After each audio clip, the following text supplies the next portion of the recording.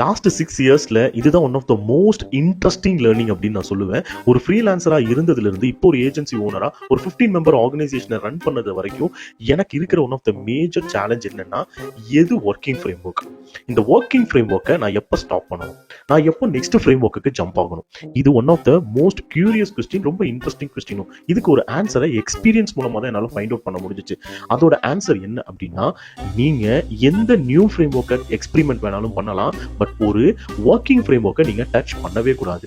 அந்த ஒர்க்கிங் ஃப்ரேம் ஒர்க்கை நீங்க ஸ்டாப் பண்ணணும், இல்லைன்னா அதை விட ஒரு பெட்டரான ஃப்ரேம் ஒர்க்குக்கு போகணும் அப்படின்னா நீங்க ஒரு விஷயத்த கண்டிப்பா ப்ரூவ் பண்ணணும். அது என்னன்னா, உங்க ஒர்க்கிங் ஃப்ரேம் ஒர்க்கோட டைம் அண்ட் ரெவென்யூ, இது ரெண்டத்தையும் நீங்க ப்ராப்பரா கால்குலேட் பண்ணி உங்களோட நியூ ஃப்ரேம் ஒர்க் அந்த டைமை லெஸ்ஸா கன்சியூம் பண்ணணும், அதுல ரெவென்யூவா ஹையா இருக்கணும். இந்த டைம்ல மட்டும்தான் நீங்க ஒரு ஒர்க்கிங் ஃப்ரேம் ஒர்க்கை டச்சே பண்ண முடியும். அது வரைக்கும் ஏதாவது ஒரு விஷயம் ஒர்க் ஆகிட்டு இருந்துச்சு அப்படின்னா அதை டச்சே பண்ணக்கூடாதுங்கிறது தான் பிசினஸோட பேசிக் ரூலே. இந்த விஷயம் one of the most interesting and very sensitive learning.